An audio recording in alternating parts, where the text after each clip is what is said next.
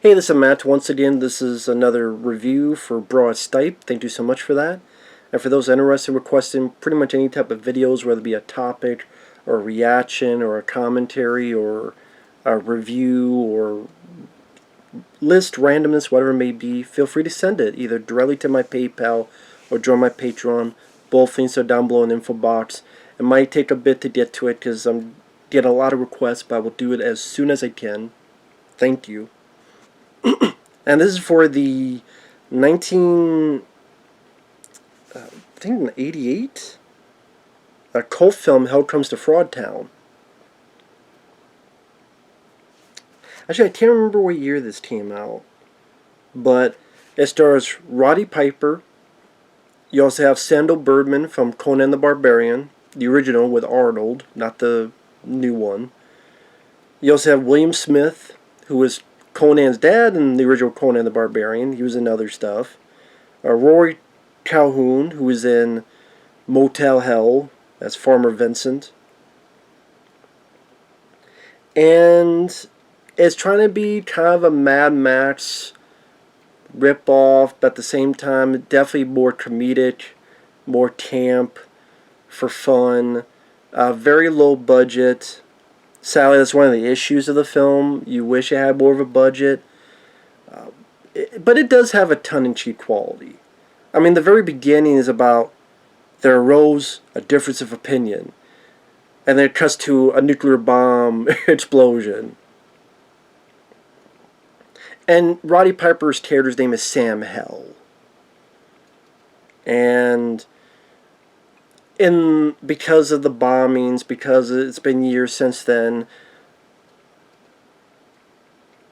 population has decreased.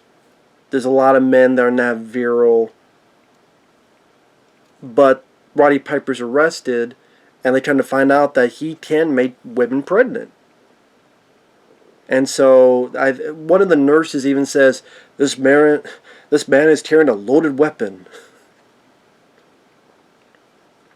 And so, Sandahl Bergman and this other lady put this contraption onto Roddy's crotch, which is property of the government.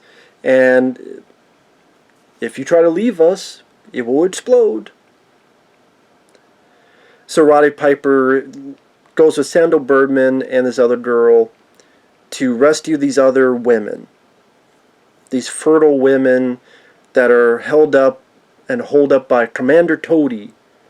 Because apparently because of this bomb and shit, there's a lot of frogmen as well.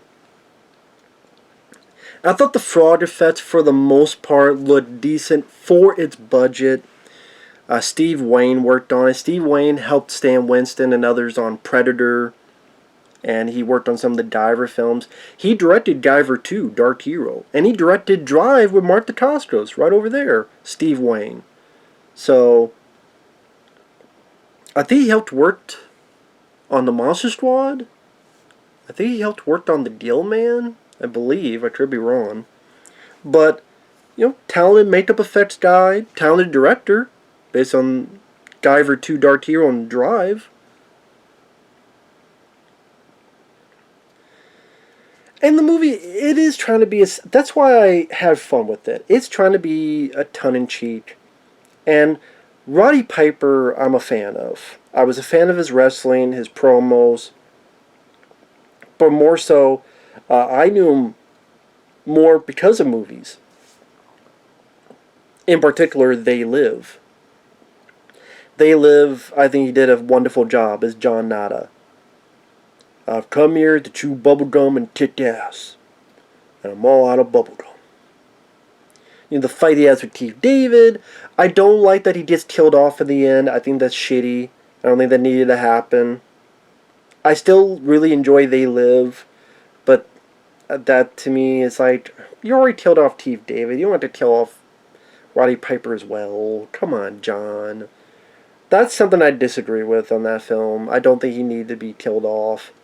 Although he does give a nice, middle finger, like, fuck you. And he does succeed in his mission. Like a badass. I mean, even this really shitty film, Pro Wrestlers vs. Zombies, Roddy Piper was, if anyone ever watches that movie, it's worth a watch for Roddy Piper, but the movie's awful because like the sound is all fucked up in the movie, and you tell like the Roddy Piper's good. He does kick some ass. I always thought he was one of the no, fuck that. He was the best wrestler actor. I like, The Rock, Dwayne Johnson, he's done a good job on the Rundown and other stuff. But I think Roddy Piper was the best wrestler that became an actor. I do. In this, he's got charm. He's got a great laugh, energy. There are times where he's filled with joy, and that made me feel with laugh or smile. I think he works well with Sandahl Bergman. Some of their back and forth with each other.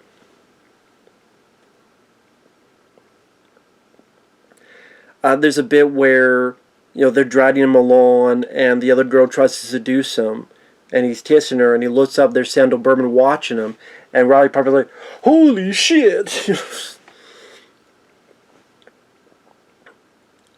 Or he's like, "Listen, it's not my job to go over there and get killed. I already know my job is to fuck for freedom." Because that's what they want. They want him to make these girls pregnant to increase the population, because he's able to do that. Because I guess with this bomb... Granted, you would think that probably affect women too. Like, make women not fertile as well. And not just the guys. I don't know. I mean... I just took it as I think there's like some notion of making like a 50s B movie, but with an 80s type of maybe sensibility. I don't know how else to put it. I just didn't take it as seriously as that.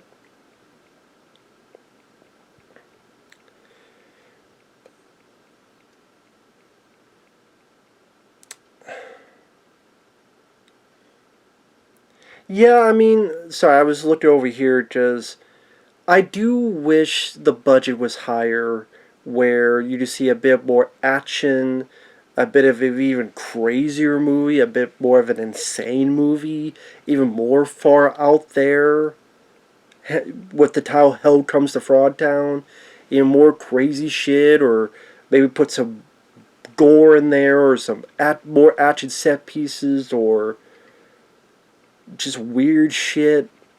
I like the little bits they have where like Roddy Piper looks over and it's a sign that says condoms,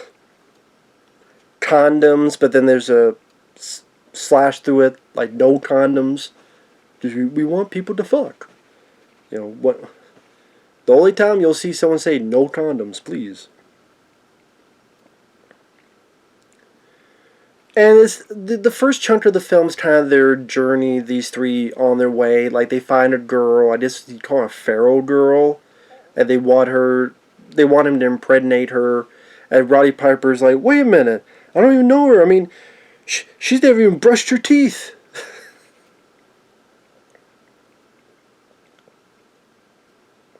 I guess after the sex, she's not feral anymore. Is that what happens if you have sex? You can talk now. She said like before, it's like she didn't talk. She didn't say anything. Now after sex, she can talk. And it is a bit weird watching again that this is a woman that doesn't want sex, and then Sandahl Bergman injects her with something to pretty much make her horny, a horny injection, and then But I just see like Roddy Piper's like, I don't know about this. This is a bit weird. Then he does it.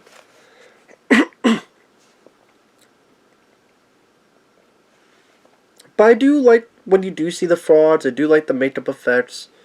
I do like the rapport between Sandahl Bergman and Roddy Piper. Did someone teach you that, or you were teased by nature? They get to where they need to go, and they don't go undercover where Sandahl Bergman's going to pretend to be a slave, and Roddy Piper Oh, I'm gonna like this. Holding her by the leash. You. Because he's been controlled. He doesn't want to do this, but he's been forced to do this. That's where they meet an old buddy, Roddy Piper, Rory Cochrane, who's having fun. He's got an energetic laugh. I know in the Arrow video release, there's an interview with Roddy Piper. That's one of the things he took away was his interaction with Rory Cochrane, a guy who's been in various stuff throughout the years.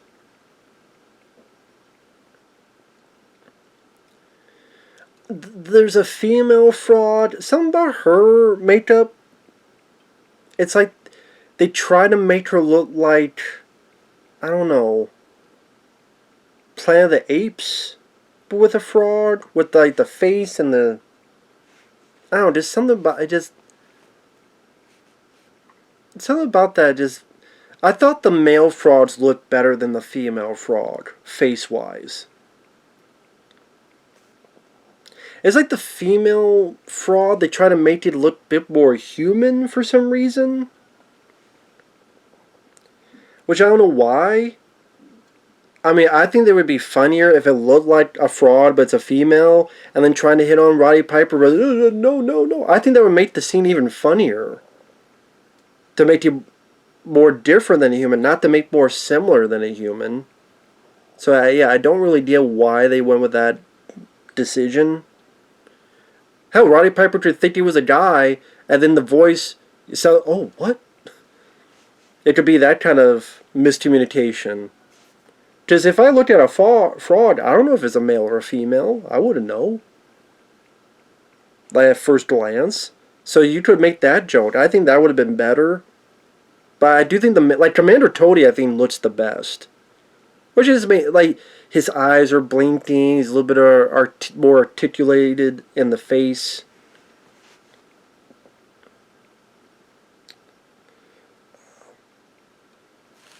And I do think the middle section kind of stalls. Because Roddy Piper gets his stuff caught. He gets caught because of stupidity. And then Commander Toady wants Sandahl Bergman to dance for the 3 snakes. You have aroused the 3 snakes. Thankfully, we don't see the 3 snakes. But you get the idea what those 3 snakes are.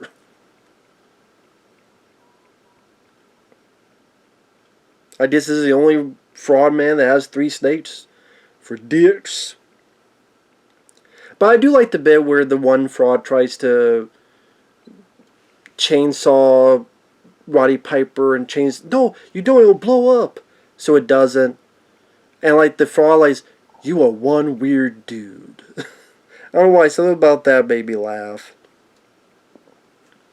And there's some fun stuff in the third act. There's some shotgun fun.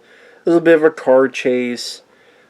Roddy Piper at one point gets a rocket launcher, but he doesn't get to use it, which sucks. I wish he got to use that rocket launcher. I thought that would have been a pretty cool ending if he used a rocket launcher to blow up Commander Toady. I think that'd be glorious.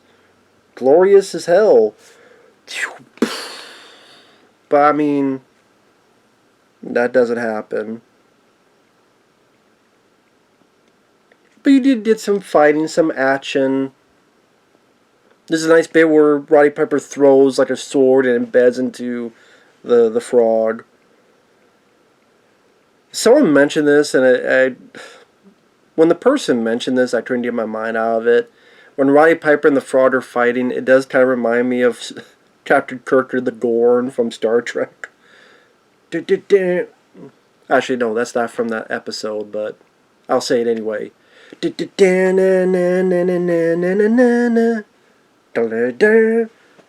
I know that's from when Kirk and Spock was fighting on mock time, but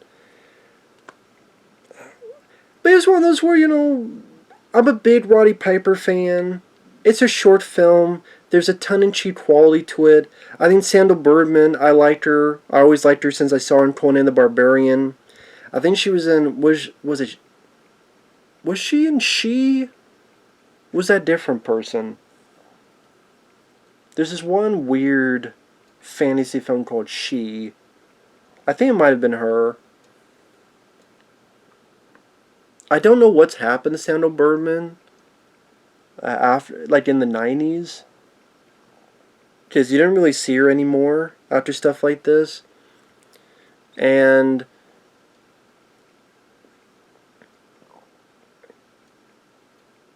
it's fun for what it is. It's entertaining. Roddy Piper is energetic. He's joyful. I think he's got a charm to it, to his character. You do wish they wasn't hindered on the butt, because this had more than one director, and one of the directors would go on and do Pocket Ninjas, one of the worst fucking movies I've seen in my life. Pocket Ninjas. This film way better than Pocket Ninjas. But I look at Pocket Ninjas, that has like 3 directors. And this has like 2 directors. And the one of them, I think the guy that did Pocket Ninjas, would go on to do like Frogtown 2 with Robert Zadar. You know, the Chin, the Maniac Cop himself, Robert Zadar. Remember the guy in Tango and Cash where Stallone, I loved you, Conan the Barbarian. And then slams the guy, if you want me, I'm in my ass. It's in the neighborhood. The guy Stallone's talking to, that's Robert Zadar.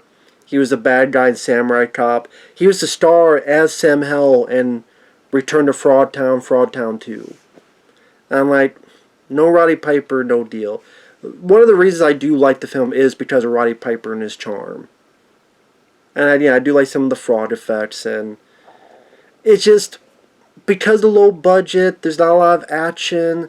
You don't get a lot of the wasteland. I mean, they're driving by and there's fucking telephone poles, perfectly fine. It's like, wow, in a nuclear war, I'm glad the telephone poles were safe. The telephone poles are perfectly fine. And there's not like a lot of wreckage and stuff to make it feel like a wasteland. It felt like, man, they take a really long trip through the desert. Arizona or California or something. California. Except like this one factory and a bunch of weird fraud dudes.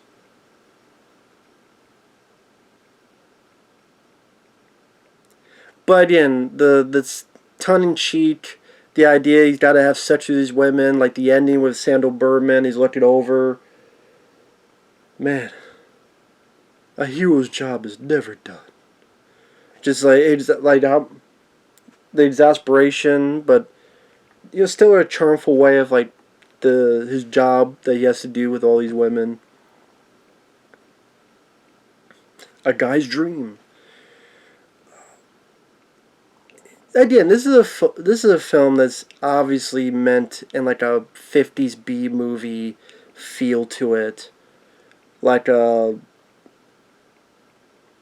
I kind of wish it, like I said, it was crazier, like more nudity, more titties, more blood, more like blowing up the frauds in different ways, blowing the fraud's head up, arms up. He's Sam Hell, show him hell. And anyways, like kind of show him heck. Based on it, it's like, you wish there was more to it. I will admit, I wish there was more, gumption. But again, to repeat myself, because I love repeating myself, it's just a bad habit I can't shake, I know. No matter what I do, I can't shake not repeating myself. Roddy Piper and Sandahl Bergman, short enough film, doesn't overstay its welcome. The sense of humor, the weird concept of the fraud, and that makes it a fun enough time, entertaining. And I would put They Live above this. I would put... He did a film with Billy Blanks called Tough and Deadly. I would put that above this. But this definitely showcased a lot of Roddy Piper's charm, which is not a bad thing. And I even didn't mind some of the music where they had a which I think the first time I ever heard that music was actually in Die Hard with a Vengeance, because that was sort of Jeremy Irons' his theme. I know it's not his. I'm just saying when I thought of that film, like anytime his character Simon appeared, that was the music. Go marching on, hurrah, hurrah. So I like that piece of music used in this. I thought it worked well. And it's not a film that you're supposed to take that seriously. And for a B movie, it's entertaining and fun enough, and not nearly as bad as some people made it out to be. It would at least a 3 out of 5 stars, at least. I don't know if I could put 3.5. That might be pushed. At least 3 out of 5 stars, at least. And Roddy Piper, I miss the guy. He was a lot of fun. May you rest in peace. Miss the guy. When I found out he died, I was really sad. I was really bummed because he was like starting his. I don't know something was going on with his podcast, but I figured, well, he could just do another podcast and keep going. And well, if he was around today, the amount of stuff he talked about, talk to people. Sadly, it's not the case. And it's sad because there was one program he mentioned that he knew he would not make it till 60-some years old, or 65 or whatever, and he was right, sadly. He was right. And I looked at the date when he passed away. I'm like, man, it's been that long already. Holy shit. Too young. Too young. So, with that said, thanks for watching. Take care. We'll see you guys later. Bye-bye.